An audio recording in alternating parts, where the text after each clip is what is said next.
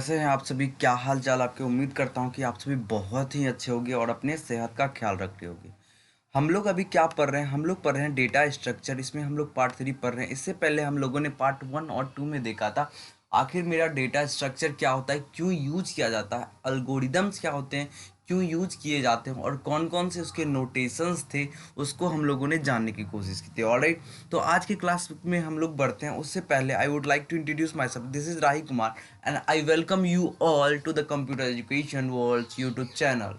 Right, अगर आप नए हैं तो प्लीज़ सब्सक्राइब कर लीजिए कंप्यूटर एजुकेशन वर्ल्ड चैनल को। यहाँ पर आपको आपके एग्जामिनेशंस जो भी होते हैं टीजीटी पीजीटी लेवल के कंप्यूटर साइंस के, जैसे कि केंद्रीय विद्यालय, Navodaya Vidyalaya, army public school, Delhi subordinate के एग्जामिनेशंस, उन एग्जामिनेशंस के लिए यहाँ पर आपको थ्योरी प्रोवाइड किया जा रहा है। क्या? फ्री ऑफ कॉस्ट का।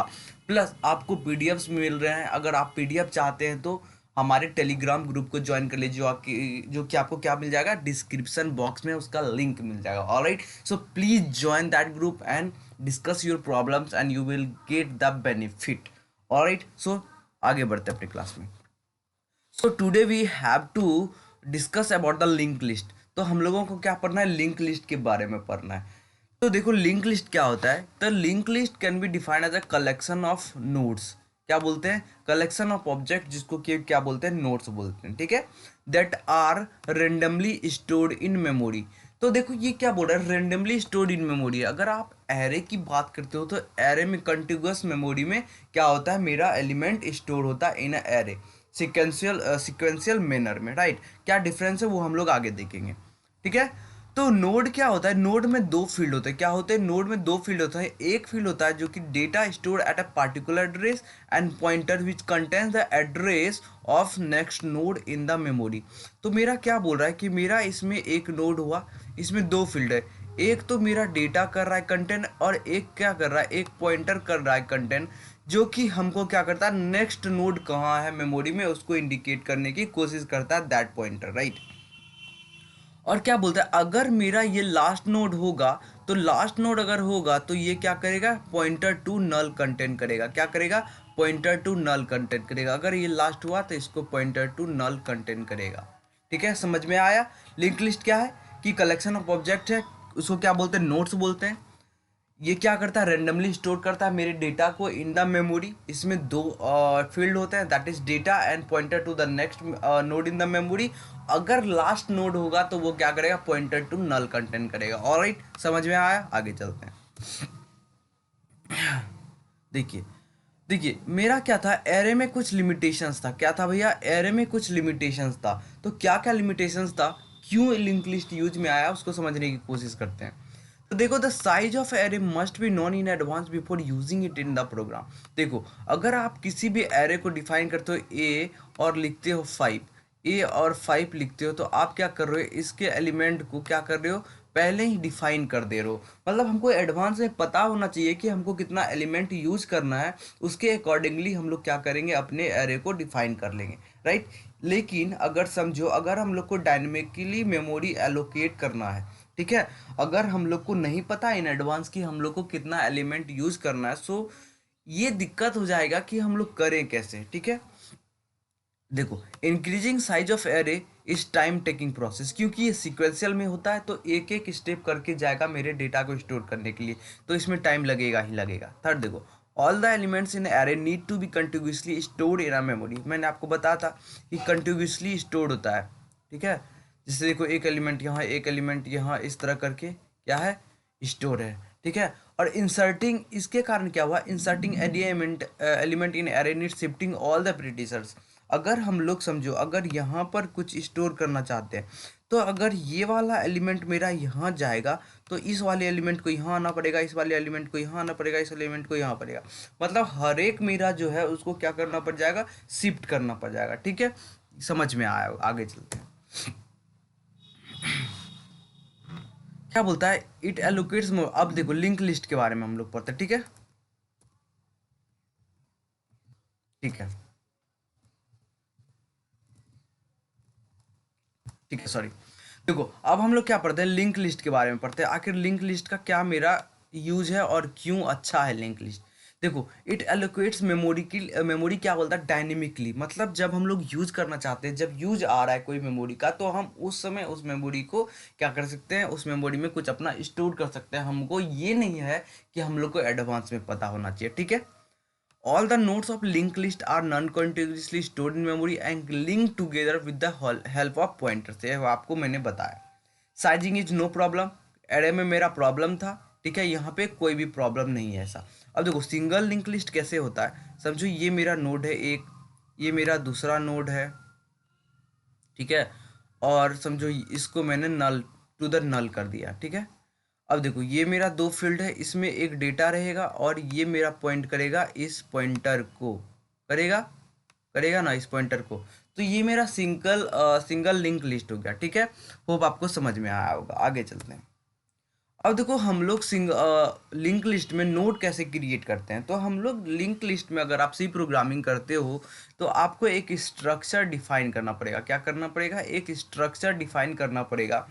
तो आप लिखोगे स्ट्रक्ट नोड, क्योंकि हम लोग नोड बनाने की कोशिश कर रहे हैं। मेरा एक डेटा चाहिए, आप लोगों ने क्या लिया, इंट, और क्या लिखा, डेटा, ठीक है।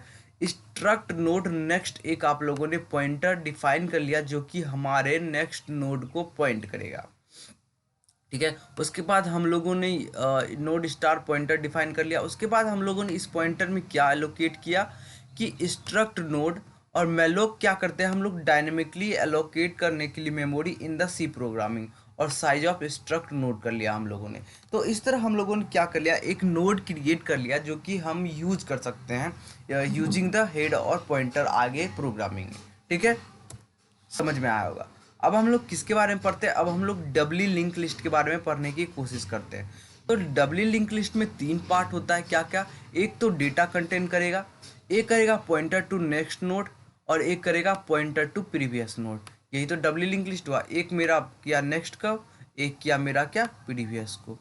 तो आप ये देखो सिंपल इसका एक डायग्राम आप देखो, हेड से हम लोगों ने चालू किया, आया मेरा यहाँ पर, उसके बाद हम लोग का यहाँ पे डेटा है, ये वाला पार्ट करेगा प्रीवियस को, ये करेगा पार्ट नेक्स्ट नोड को इंडिकेट। जैसा कि आप यहाँ देखो, यहाँ मेरा डेटा है, ये वाला फील्ड क्या किया, प्रीवियस नोड को इंडिकेट किया, और ये वाला फील्ड क्या किया, मेरा नेक्स्ट नोड को इंडिकेट किया। समझ में आएगा। लास्ट में क्रॉस क्यों है, क्योंकि ये कुछ भी इंडिकेट नहीं कर रहा है, यहाँ पे नल है, ठीक है। समझ में आया होगा। आगे चलते, आप डबली लिंक लिस्ट में कैसे नोड क्रिएट कर सकते हो, समझो।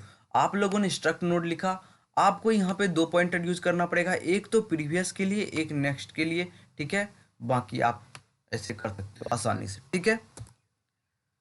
अब देखो हम लोग सर्कुलर लिंक लिस्ट के बारे में पढ़ने की कोशिश करते हैं। डबली लिंक लिस्ट को हम लोग सर्कुलर कैसे बना सकते हैं। तो देखो मेरा क्या होगा, मेरा जो सबसे लास्ट नोड का नेक्स्ट पॉइंटर होगा, वो इंडिकेट करेगा मेरा पहला नोड के प्रीवियस पॉइंटर को। तो ये क्या हो गया कि ये मेरा एक क्या बन गया, सर्कुलर बन गया। क्या हो गया, सर्कुलर वे में काम करने लग गया, ठीक है। देखो हेड से आप लोगों ने चालू किया, प्रीवियस पॉइंटर है यहाँ पे मेरा एक डेटा एलिमेंट है, फिर नेक्स्ट पॉइंटर है, ये प्रीवियस को इंडिकेट कर गया जैसे कि हम लोग डबली में देखा था, और वहीं पर ये वाला चीज़ मेरा कर गया, पहला नोड को जोड़ दिया। तो ये क्या बन गया, एक सर्कुलर लिंक लिस्ट बन गया, ठीक है। समझ में आया। तो लिंक लिस्ट में ज़्यादा कुछ था नहीं, जैसा कि आप देख पा रहे हैं। तो लिंक लिस्ट में लिंक लिस्ट में आप डिफरेंट टाइप के ऑपरेशंस कर सकते हैं। क्या कर सकते हैं, डिफरेंट टाइप के ऑपरेशंस कर सकते हैं।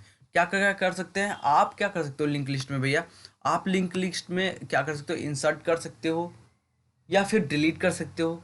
तो इंसर्ट आप तो या तो बिगिनिंग में करो, क्या करो, या तो बिगिनिंग में करो, ठीक है, या तो बिगिनिंग में करो, या लास्ट में करो, या फिर मिडिल में करो, या किसी एक स्पेसिफिक पॉइंट पे करो, ठीक है। डिलीट करना चाहते हो आप, शुरू से भी डिलीट कर सकते हो, लास्ट से भी डिलीट कर सकते हो, या किसी बीच से भी डिलीट कर सकते हो, ठीक है। ये सारे मेरे ऑपरेशन हो सकते हैं सिंगल लिंक लिस्ट में या फिर लिंक लिस्ट में, ठीक है।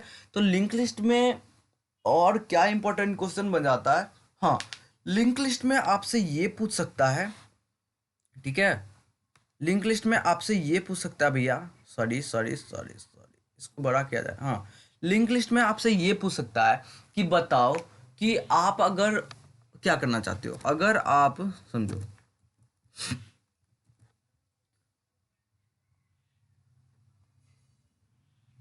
हाँ, अगर आपको सिंगल लिंक लिस्ट में बोल दे, सॉरी, अगर आपको सिंगल लिंक लिस्ट में ये बोल दे कि नहीं,